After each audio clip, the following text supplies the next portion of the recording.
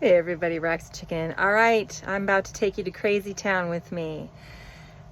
This day, I'm going to describe the day that my entire life changed, my world changed, when I suddenly, all of a sudden, out of the blue, out of the sky, I had this knowing about my life. I was given little glimpse of my future and left with the understanding that my life will never fucking be the same. On that note, I'm making some tea, so excuse me for walking around a bit. I was in California, and I was staying at a place that I'd been before. It was a campground, recreation.gov, and the camp host I knew. So when I came back, there was a couple places that I went a couple times, and they remembered me, and it was always very nice. But this couple was so nice, and we had a connection. So I knew I'd be back, and the day that I was leaving, I really wanted to rearrange some stuff in the Jeep, and I got this wild hair. I'm realizing it was a setup. I got this wild hair at my ass that I wanted to give away a bunch of stuff that I wasn't using, like clothes, and I still am. I've got a grill that I'm giving away, and a fire pit that I'm giving away because I've been carrying it around and I'm not using it, and it's taking up precious space and weight. So I started putting everything out, and normally I am that the day that I'm checking out, normally I am ready to go. I'm hooked up and I'm ready to go in the morning, and I just have to hook up. And something inside me kept making me stall. I literally had to sit down because every time I would stand up and try to walk, I would get lightheaded and dizzy. And the thoughts in my head are, knock it off. I don't know what's going on or what's doing this, but I need to pack and go.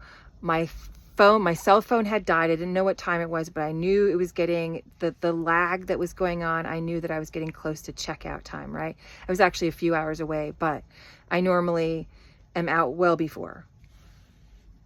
But something was making me sit down, and I'm like, am I supposed to be here? And I now know, I started having clicks, and I still do, in my ears when I get a confirmation for a question, if I'm focusing on something. And I actually get confirmation all the time that way. But at the time, I kept hearing it, and I'm like, because I kept saying, what the fuck is going on? I don't understand. Why are you keeping me from leaving? And I don't know I wasn't really talking to anybody in particular. I knew I was supposed to be there. And the next thing I know, what was he? He wasn't a ranger. He was kind of like a deputy guy. He came by, and he was wondering, if I was packing up and leaving. And I'm like, yeah, I was literally 10 minutes away from being ready to go. And I just had some stuff out on a tarp, and I had it out there so I could get the camp host over, because I was actually going to give them, I was even going to give them my jackery, one of my jackeries. I'm glad I didn't, because I needed it. But I wanted them to have first say in the stuff I was giving away. And I found out that they were off that day. So this guy was looking at me like I was fucking out of my mind. And I recognized it. I'm like, he's looking at me like I'm crazy. Like, I felt it. I knew it. And I normally don't have that reaction to people. Normally, it's the opposite. Normally I have a warm feeling for people, and people are normally, say that I'm nice to be around. And so that was an interesting look, and I felt it. I was like, oh, I'm in trouble. And then the first thing I thought was, oh my God, I have a gun. It was in my home, but I don't know the laws. I know them now, and everything's good. But so I thought about that. And because he actually asked me if I was suicidal, and I'm like, oh God, this is not going well. And I'm like, do I look suicidal? I mean, I don't know what suicidal people look like, but at that time I was not. I mean, I was literally at the beginning of my awakening. I was on cloud fucking 9. Like I was happy. And he was looking at me weird, and I'm like, can you just please call the camp host? And he's like, sure. And he kind of hung around for a bit, and I came in my home, and I'm like, I remember this, I leaned over my bed, and I'm like, Jay, which is one of the camp host names, Jay, I need you, Jay, I need you, Jay, I need you, in my head. And I came out of the camper, and as I'm coming out, the park ranger came, and then the sheriff came. Yeah, no shit.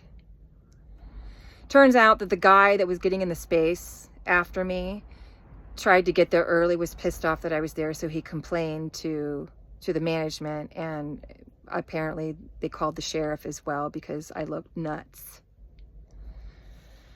And once you're categorized in there, it's like, okay, now I was afraid.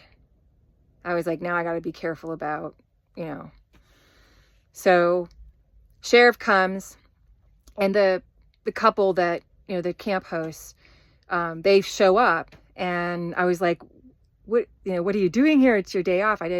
I'm surprised to see you. And Jay, the gentleman, he's like, I heard you. And I'm like, you heard me? And he's like, yeah, I heard you. I heard you. And I'm like, oh, all right. Noted.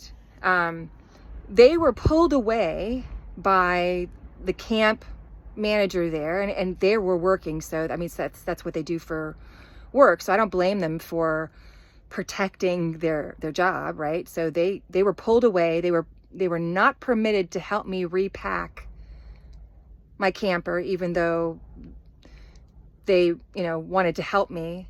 They actually kept them from. So the sheriff comes, and I'm like, what is happening? This literally unfolded like, I don't even know. I mean, I understand it. I understand I was supposed to witness and be a part of what happened and feel this, which honestly, as a white woman, I've felt privileges of things, and I've never felt this kind of fear of a misunderstanding with law enforcement. I've never felt, I mean, the way he was looking at me frightened me like nothing else. I mean, I was like, he thinks I'm fucking crazy. So, and he's young. So he stands in front of me, and he's like, may I see your ID? And I'm like, for what? And he's like, well, we understand that you're breaking policy by not, being out of here at the appropriate time. And I'm like, do you realize you're literally keeping me from leaving? Like, I was just minutes away from leaving, and he didn't like that. And he's like, may I see your ID? And I said, why? And then he goes, well, you're being detained. And I'm like, what? No shit. What? Then I started to cry, which is not at all a characteristic that I would show in that kind of situation. But here they came. The couple that I knew, the camp host, they came over, and it was this big, horrible, crazy ass fucking not necessary. But the reason it was necessary was I know that I was supposed to feel what I was feeling toward that officer and the way he made me feel when he looked at me like I was crazy. But I also know that there was a message there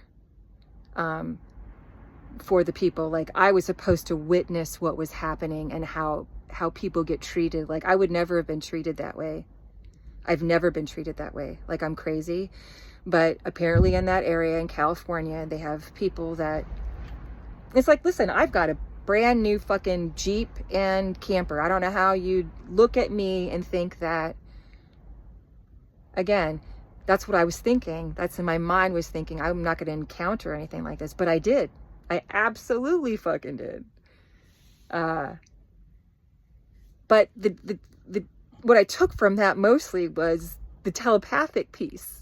That piece blew me away. Blew me away.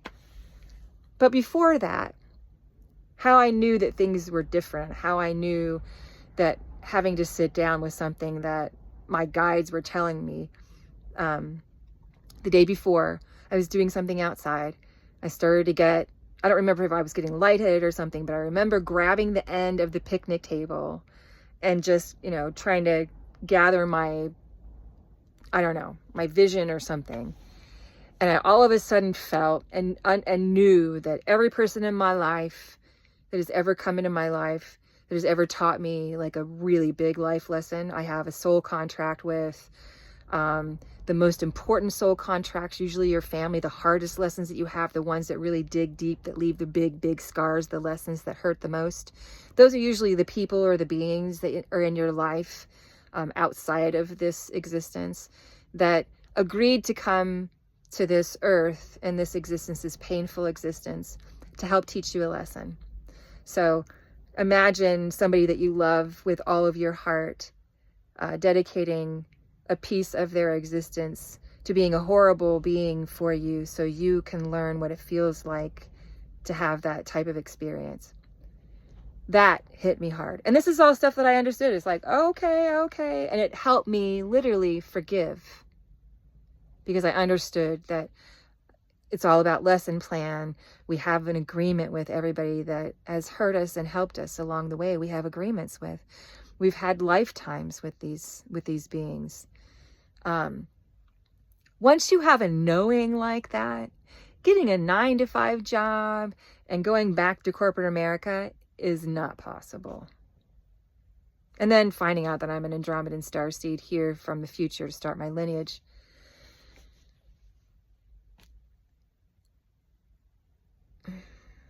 So what do you do with that? What do you do with that? Other than go with the flow.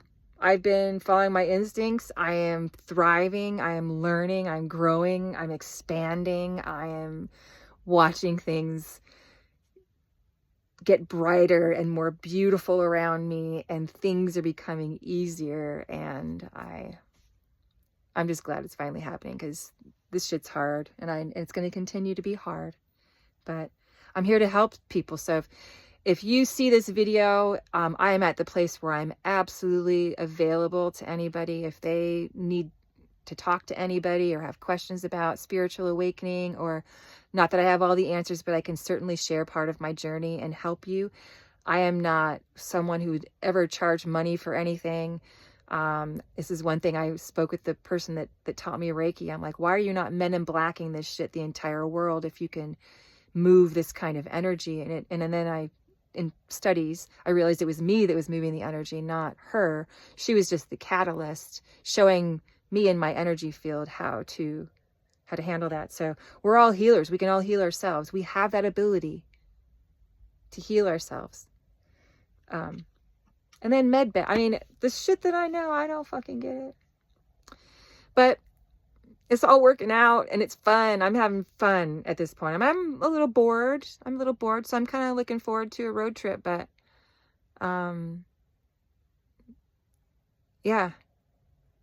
I'm having fun sharing too. So I know it seems nuts to people that are not awake, but you guys will see as stuff gets exposed about the deep underground military bases, the DUMBs, the dark draconian things that have been going on, the satanic rituals, the bloodletting of children, the adrenochrome, it's bad. All right, I'm going to go cheer myself up after talking about all that and eat some caramels or something. Trader Joe's is what helped me gain all the weight back. Actually, not all the weight, just a little bit of weight back from when I could finally get comfortable enough to splurge a little, and I got to Trader Joe's.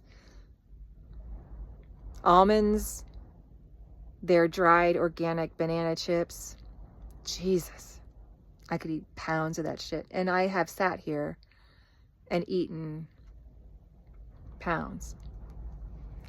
But I know it's not good for me because there's a ton of salt, so I stopped. But I still have some caramels out in my Yeti, so I'm gonna go grab some caramels. Hope everybody's doing well, and I hope that whatever stage of your journey that you're in, that you realize that you are incredibly powerful, and that there is a circle of love that envelops your entire energy circle, and it's all you, and it's all your guides and ancestors and all of that energy that has supported your travels and your experiences until now. You're a warrior, you're a champion, you are the one that stepped forward to agree to assist in this beautiful evolution of the human species. I'm really excited that you're here.